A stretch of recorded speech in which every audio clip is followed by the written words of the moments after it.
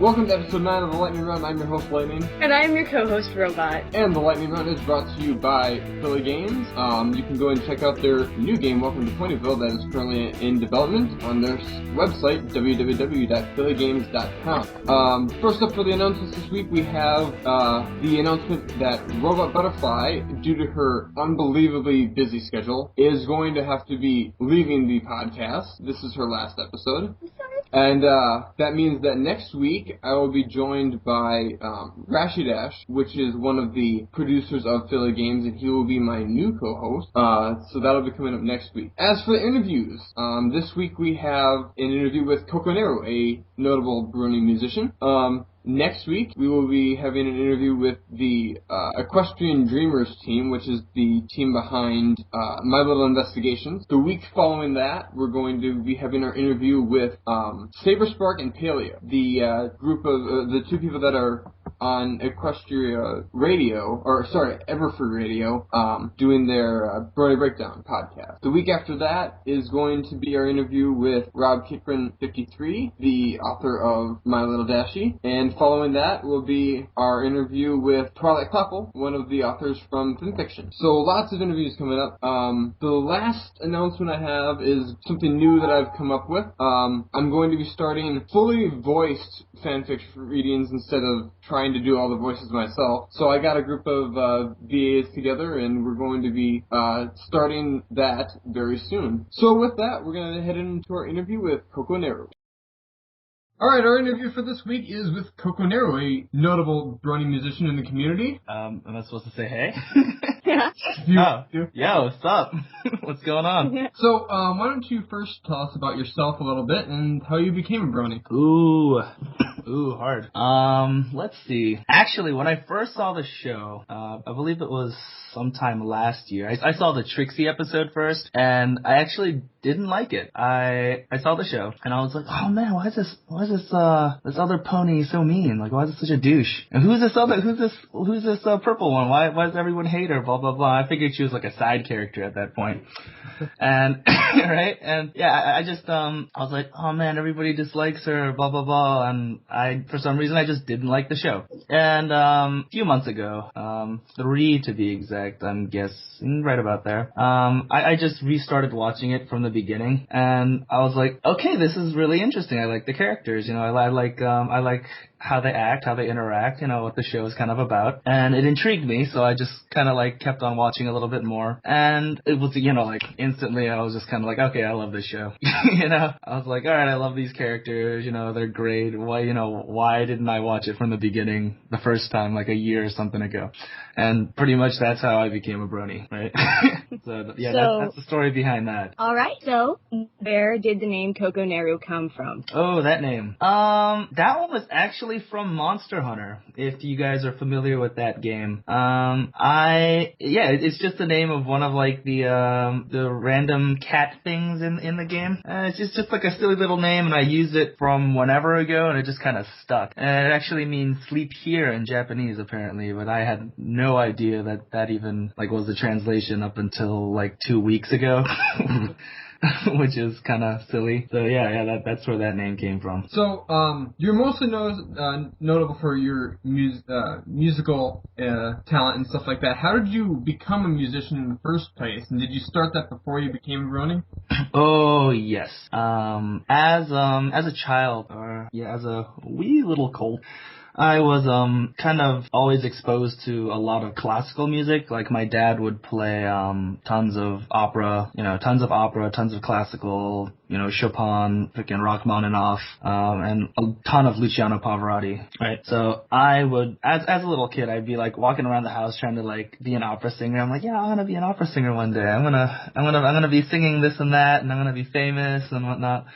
And I would just walk around the house kind of mimicking the sound a bunch of the opera singers made. And after that, I like kind of went more into music, like in like fourth grade. I started playing the cello, and then I played that all the way up until my senior year of high school. And I actually didn't start singing up until my junior year of high school, and then from then on, that kind of became my main thing. I did a bunch of choir music. I started off with choir, and then I started taking voice lessons, and then it kind of built on upon there. And then, I studied classical voice all throughout college, and I just stuck to it, and I loved every aspect of it. Usually I would sing in like a classical style. Occasionally I do kind of like like some pop stuff and some I would like to say jazz, because that'd be cool, but I'm not really that great of a jazz musician. But yeah, as far as doing the music stuff before the Brony community, it was a huge part of my life, and it was just like always something that was a part of me, and I guess that kind of answers that. So with all of this musical training, that covers the technical aspects of your songwriting, but is there anywhere specific that you get inspiration for your songs from? Ooh, inspiration. I don't really know. that one's kind of silly. I'm just kind of like, most of the time I just kind of write songs based on kind of how I feel. Like, if I'm feeling really happy or bouncy one day, I'll work on like a, kind of like a whimsical, happy, goofy track. And, if I'm feeling kind of terrible or, depressed or something, I'll write something a little more sad. And it really just comes with feeling, like here and there. That's pretty much it for that. Like, as far as inspiration goes, not really sure. I can say that like the support from my fans is huge for me. Like, I mean, you guys make me happy, so that's awesome, and I want to keep making stuff for you guys. And then other than that, as of right now, I think that would be it. So, you are part of the Fallout Equestria radio drama that's in production right now. Can you tell us what you do for that?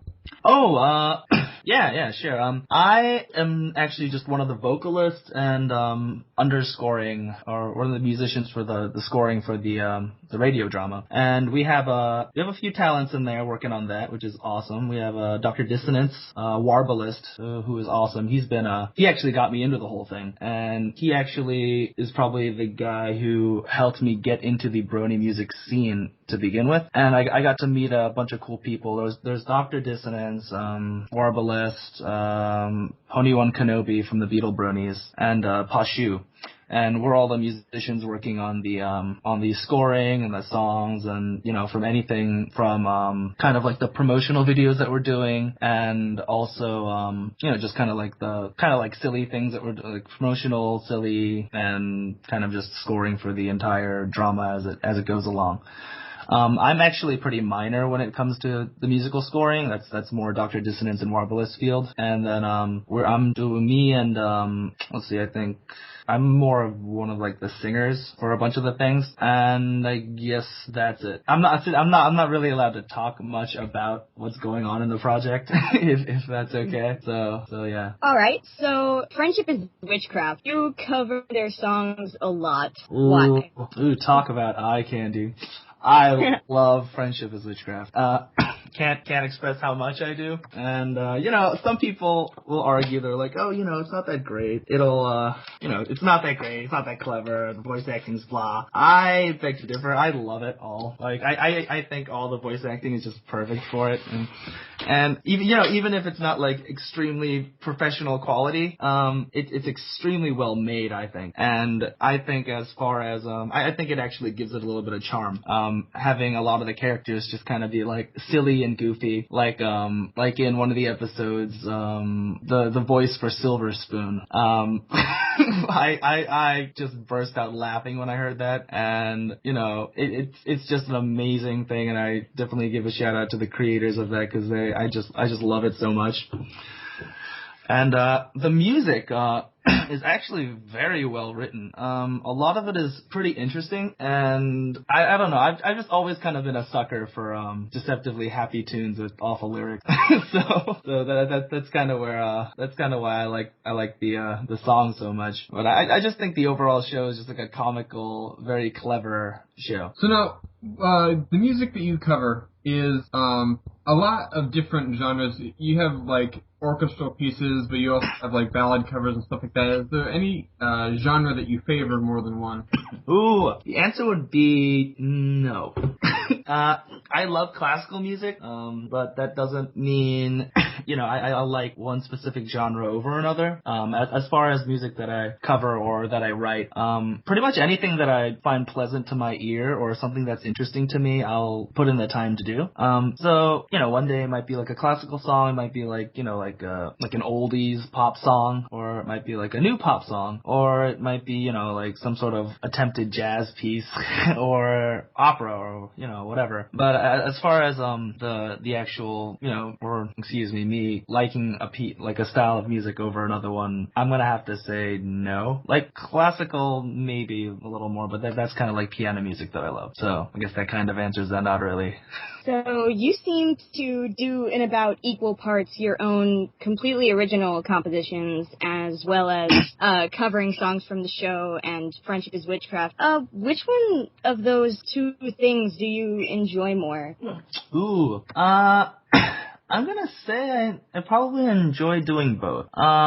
It's a little bit easier when I do covers of songs because, all the chords and everything are written out for me and I can kind of just sing along with whatever instrumental is there, or if I have to make an instrumental, that works too. But, as far as, those two things go, like writing my own music definitely has its positives. Like, I'll feel more accomplished with that because I'm like, oh, I made this piece and, people kind of like it. Or, I'll like it myself. And it's just one of those things. It feels more personal, It's like I, kind of gave birth or created this, piece of music that I enjoy and that everybody enjoys, and it's just kind of like a feel good moment. And but I love doing covers too because a lot of the music is very good and they're just a lot of fun to do. So that's that. You've done a number of songs as Bubbleberry, the cult version of Pinkie Pie. Is there a reason for that?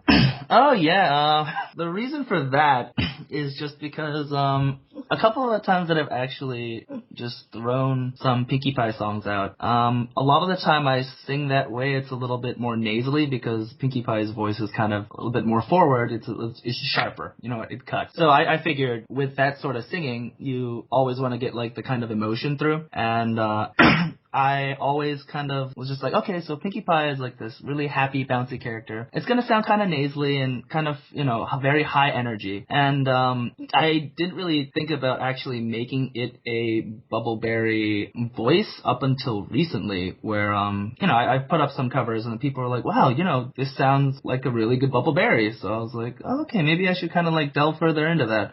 And then, I've had multiple comments on stuff like that, so I was just like, okay, maybe I'll give it a shot and kind of go further into it, and that's how that happened. So, did you go to BronyCon?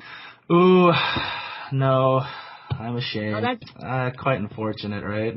I was pretty upset too. Like, it was for me. It was a little too quick. Even though I live like not too far away from it, I know a bunch of people came from like out of state and across country and stuff like that for BronyCon. But unfortunately, I couldn't make it up there due to some financial reasons and blah blah blah. I would have loved to, which would have been awesome, but unfortunately, I couldn't make it. But I will be there next year. The following BronyCon, I will definitely be at, and if I can make it out to Candlelock Gardens in September, I will definitely try to do that too. All right. Okay. All right. Lightning. So do you enjoy collabing with like other musicians, and are there some new collaborations coming up? Ooh, this is a hard one to answer. Well, not really. I do quite enjoy doing collabs. Like I think it's like a really interesting way to, compare styles and stuff like that. There's a few people that I'm supposed to be doing collabs with right now, and I'm just kind of like, I'm tired, or I'm lazy, or something. I feel relatively bad. Like one of my buds, Tay the Pony. Oh geez, I've like put off a song that I was supposed to be working on and finishing with him and like another vocalist for about like 2 months right now, and as far as that goes, I'm just kind of like feeling bad because I'm supposed to have it done for him, and he's a really cool guy, and he does like awesome electronic music. But some songs that I'm working on, like even if it's my own pieces, like some songs I'll just sit there and work on for a little bit, and then be like, okay, I'm not really feeling this one right now, and then I'll shift between songs or write new songs and go back and forth. And I enjoy doing collabs. I can't say that I'm like the best person to do collabs with right now because of a whole bunch of stuff going on, but they're fun to do. It gives me kind of like a chance to chit chat with other Brony musicians and kind of look at their styles and improve on my own and kind of work like that. So it's an interesting thing. I do enjoy doing it, even though sometimes I may not be able to fulfill all the collab duties. Right. What about, are there any musicians that you haven't collaborated with that you would like to look into that? Ooh, that I would like it? Okay. Well, there's a bunch of Brony musicians that I quite enjoy. Replacer being my favorite. His music is like freaking amazing. I can't stress that enough. Like, it seems like every single time I, go on to YouTube, I'm like, okay, I have to listen to my daily dose of Replacer songs and then go on to do whatever else. It would be completely amazing if I could do something with him. And I'm still relatively new to the Brony musician scene, so I'm still kind of getting to know a few people. But I've had a few people be like, oh, you should do something with Mando Pony, you should do something with Filsterman, and you should do something with a lot of kind of like the big name people. And I feel like eventually I'll make my way up there, but I don't know quite yet. I mean, I would love to, right? And I think it'd be pretty interesting. But as far as anyone that I want to do like a collab with at the moment, I'm gonna say just because of the sheer amount of stuff that I have to get done right now, no. But in the future, probably like Replacer or Mando or Sim Gratina is another one, but he does a lot of like electronic dance music and stuff, and I don't know where he would use me in any of that, but but his stuff is excellent, and it's like every time I log into YouTube, he just has some new beat that just makes you want to kind of like dance. So, but yeah, that's pretty much it. So, any upcoming songs that you want to talk about? Ooh, for mine, for like my music, or I actually do have a few new songs coming out. They are actually going to be a part of my first album ever, which is pretty cool. And it'll have four or five new songs, and also paired with the original ones that I did prior to this set, and some of the songs that are there's gonna be two Vinyl Scratch and an Octavia theme song because I love that pair, And then I love Lyra, so there's a Lyra track on there. And then there's gonna be one about Trixie, and then one about Daring Do, which is actually coming out quite interestingly. And I'm actually gonna have Warbalist do some electronic guitar solo. Electric guitar solos, not electronic. For me on that one, and it's gonna be pretty cool. Yeah, the album title is actually gonna be called Sleep Here, or at least that's what I think it is, because that's what Kokoneru means apparently, but I had no idea. Or but I don't know yet. That's kind of like all subject to change, and I have no idea when this album's gonna drop.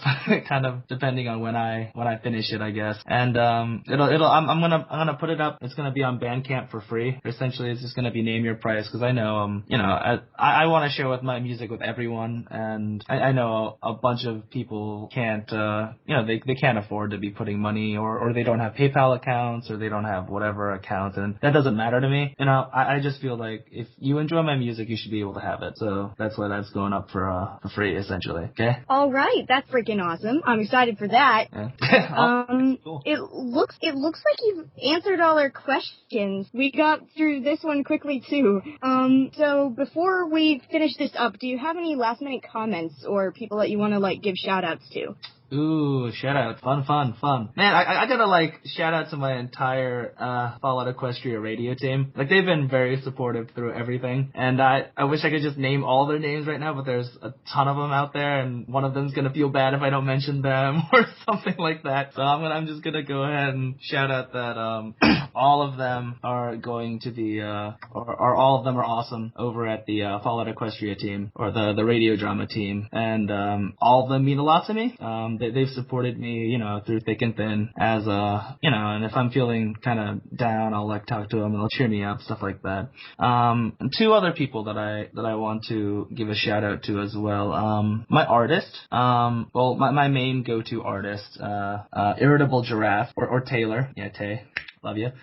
She is an extremely talented artist, and she has been doing a few art pieces for me for a bunch of my vocal music. And she's actually going to be the one doing the cover art for my new album. And, I just thought I'd like to mention her because she's awesome. And also, Kanashi Panda. He is an awesomely talented animator, and he does, whatchamacallit, he did the Pipsqueak's Thunder Plunder pretend game animation, if you guys have seen that. And he is, me and him are working on on a subscriber special. It's gonna be quite a bit of an interesting animation. I can't really delve into what it is yet, but it's gonna be fun, right? And let's see. Yeah, that's pretty much it.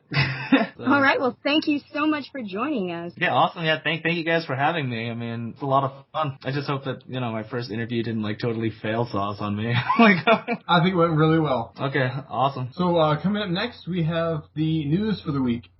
Alright, we're going to start with the weather report for this week.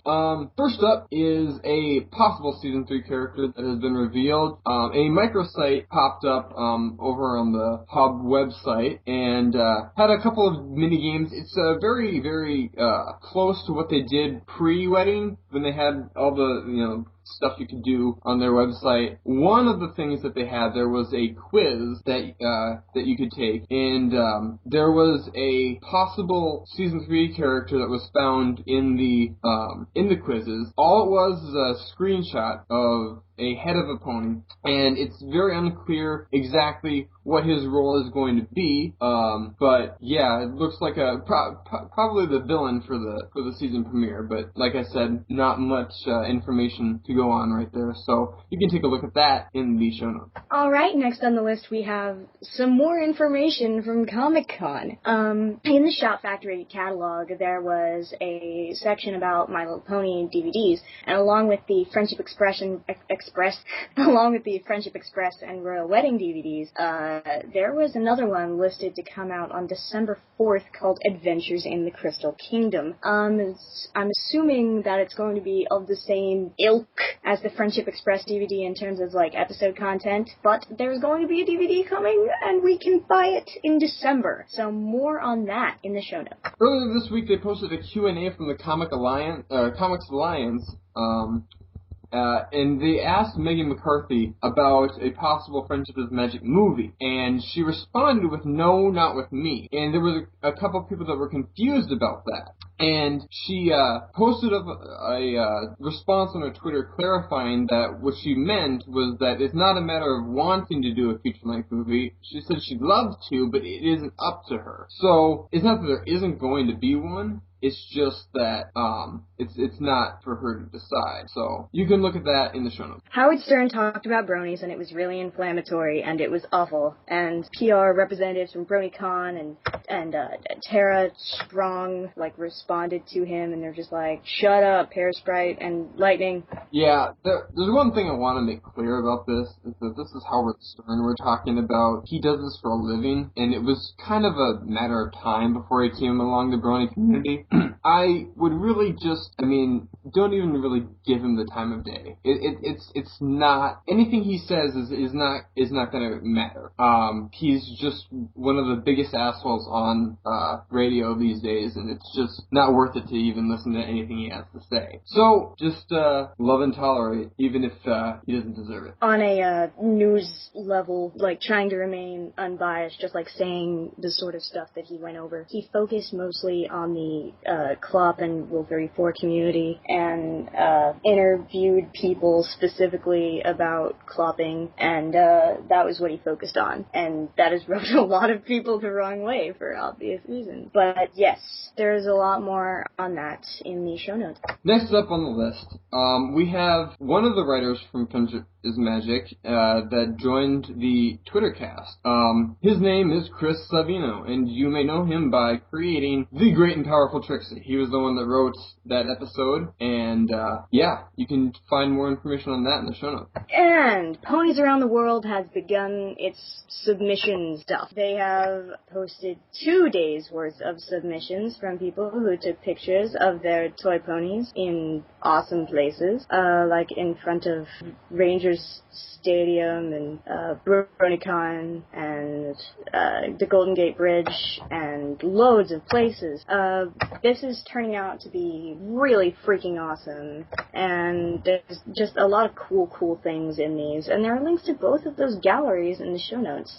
So after Comic-Con this year, MTV decided to have a interview with the cast of the show, and they brought out their video for that.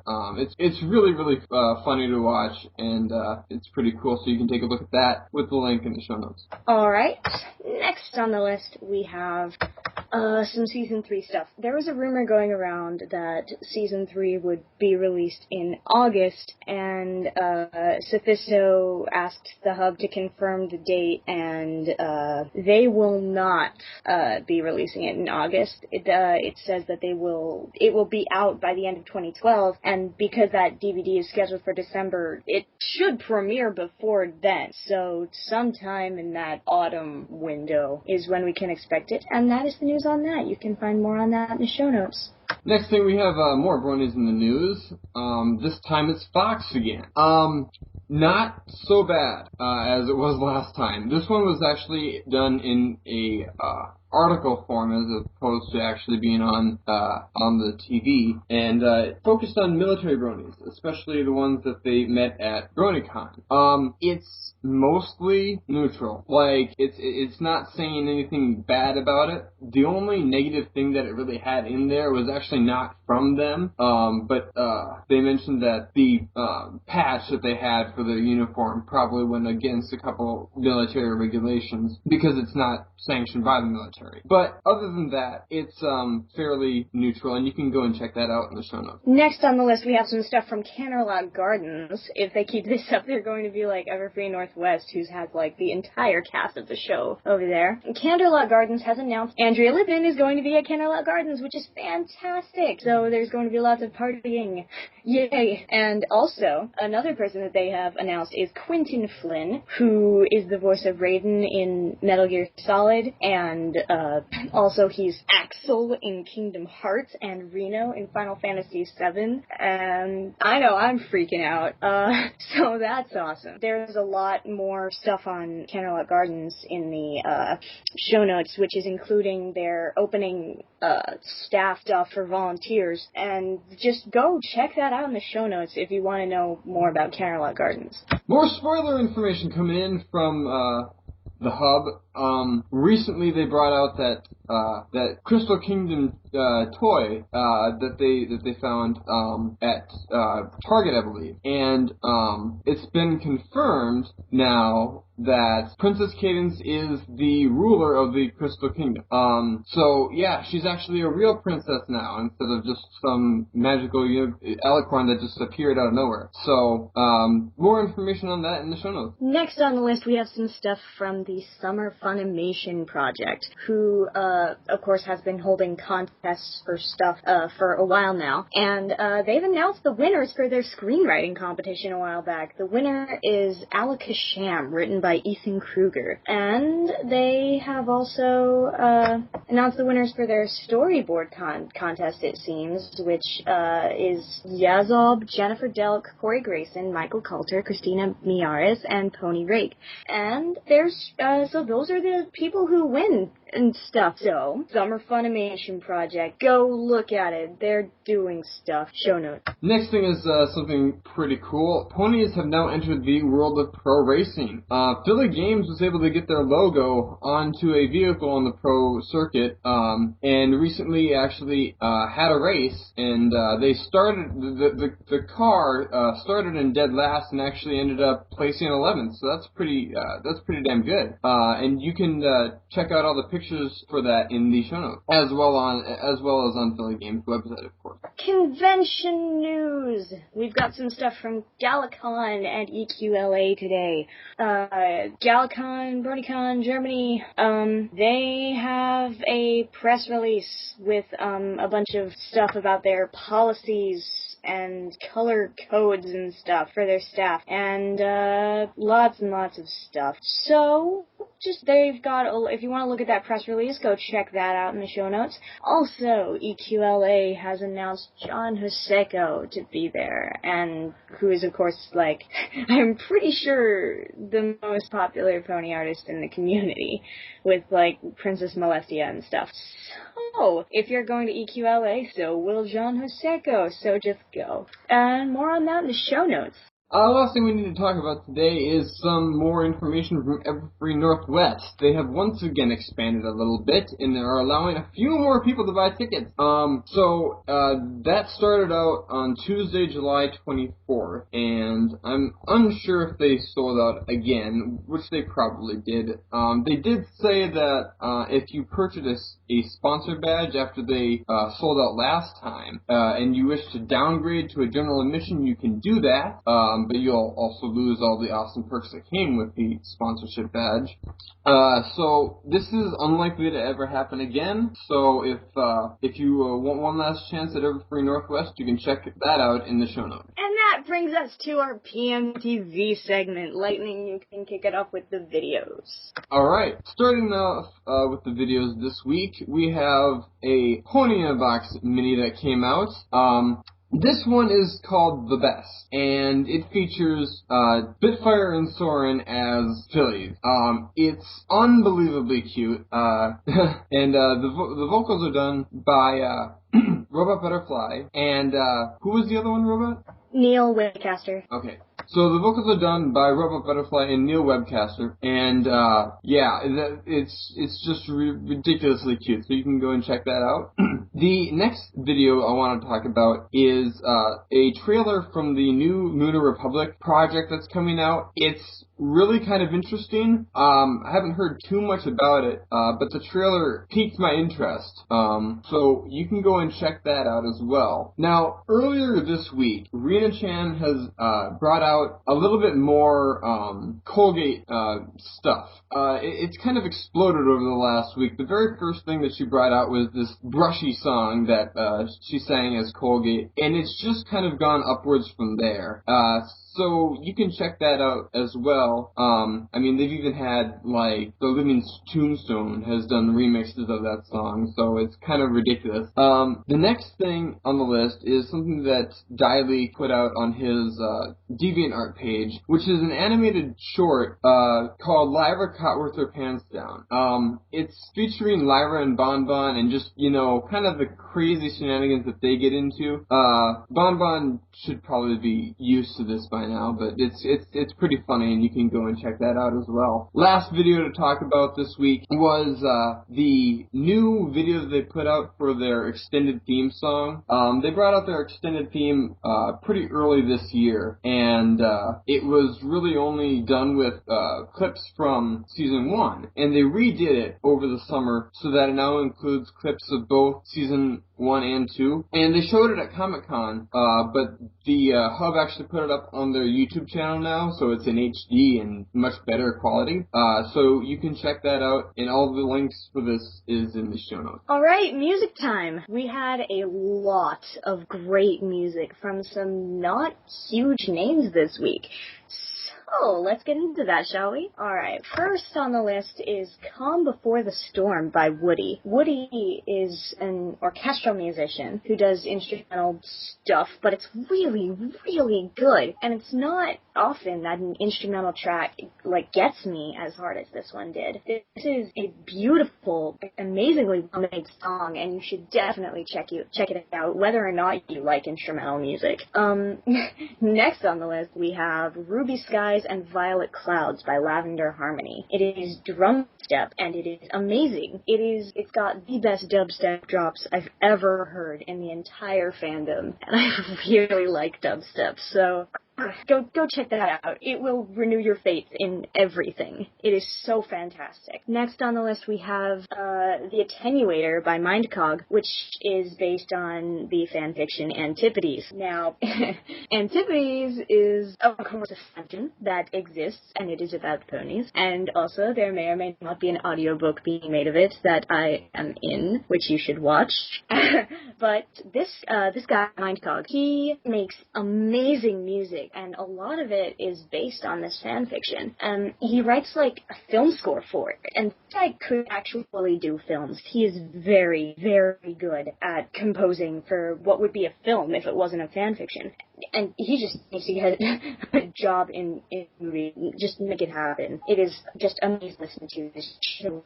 And if you are familiar with the fanfic, you can just appreciate it all that more. Next on the list, we have a song called I'm Your Friend by Equestria Dude featuring Pony1 Kenobi. It is rock pop punk, which is really unique in the fandom, and it does it fairly well. This is a genre that I like, and it works with it. It's awesome. If you like rock pop punk, which whatever it is, just go listen to it. It's great. Next on the list is Trixie's Ballad, which apparently there are a lot of songs called Trixie's Ballad, but this one is by Project 4 at 4 featuring a theatrical songbird. If you recall, a couple episodes ago, or last episode, one of those, one of my casting calls was for this guy 4 at 4, who is a musician who was looking for voice actors and singers to be more characters in his songs, and this works so well. This girl, theatrical songbird, has an amazing voice. Just listening to this, you're like, this is a Broadway show. Listen to it. It's just mind-blowing how fantastic it sounds. Next on the list, we have a song called Aquatic Acquaintance, which is a Call Upon the Sea Ponies remake for MLP RPG, which is just, what? Just Call Upon the Sea Ponies is a really campy song, and I love a lot. Now, this remix is stunningly awesome. Just go listen to it. I can't describe it. Next, I'm going to get a song called Octavia's Morning by Adam J. I would describe it as modern classical. Oh, sorry. Octavia's Morning, Etude 654. Classier. It's a very interesting listen. I love it. It's just awesome. And it's just like a blend of a lot of things. It's great to listen to. Next on the list, we have Der Nachtmar by Saigoth featuring Jamrock. This is also unique to fandom. It reminds me of like a Scandinavian symphonic metal band like Nightwish or something, but with a male vocalist, and it's stunning and awesome and really, really unique as far as pony music goes. It's amazing to listen to. And last on the list, we have a song called Appaloosa by Stephen A.D., which is a rap, and the way I would best describe it is sassy. Just listen to it, you'll understand. It's fun and it's awesome, and really, just it's great. You can find a link to all of those musics in the description. But before I go on to the casting call, the Remix War 5 has begun. Which, if you remember the previous Remix Wars, you will be excited. It is amazing, and it just, a lot of stuff, great stuff is produced by it. Just, if you're interested in registering to that, go do it. Yes, do it now. There's a link to that in the show notes, so just go do that. Now, moving on to the casting call. Legends of Equestria, which is the 3D MMO that is being developed and pony-related. They are casting for NPCs, and also they want writers, but because this is a casting call, I'm going to go over the voices. The female voices they're looking for are shy, boastful, elderly, cute and bubbly, and condescending. And the guy voices they are looking for are tough, elderly, bratish, condescending, and husky. They have examples of previous auditions and a video which explains everything, and there is a link to that video in the show notes. So, Legends of Equestria, MMO, NPCs, go audition. Yep. Alright, we're gonna finish off this episode of the Lightning Round with the fanfic section for this week. This time I chose a fanfic that was pretty funny. It's a comedy called The Good Ship Lifestyle by A Hoofdful of Dust. This one actually came from a clip from the show. During the Hearts and Hooves Day show that they had, there was one point in time where Shirley mentions that she doesn't have a special sun pony, and the Kingdom Crusaders are asking her, how is that possible? How could you not have a special sun pony? And she just makes this face like, yeah, rub it in, why don't you? And he wrote this story where pretty much Shirley's walking through town, and every pony wants to get involved in her love life and just tell her, you should be with this person or this person, and it's pretty funny. You can go and check that out with the link in the show notes. So that ends this episode of the Lightning Round. Next week we've got our interview with Equestrian Dreamers, so definitely don't miss that, and we'll see you next time.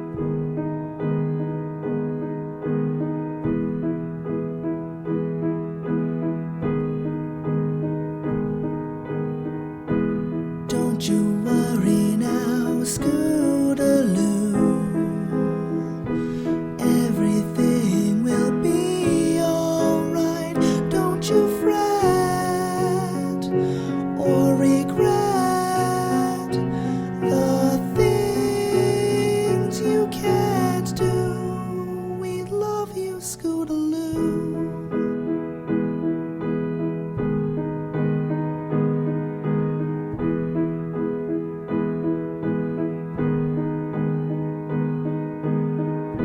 Don't you worry now, Scootaloo.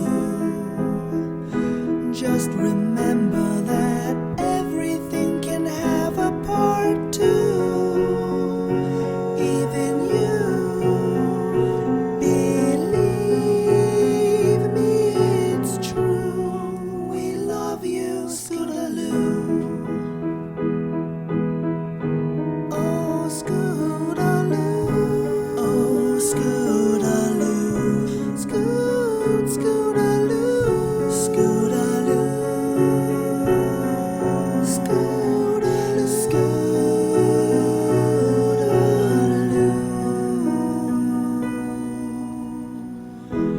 Don't you worry now, Scootaloo.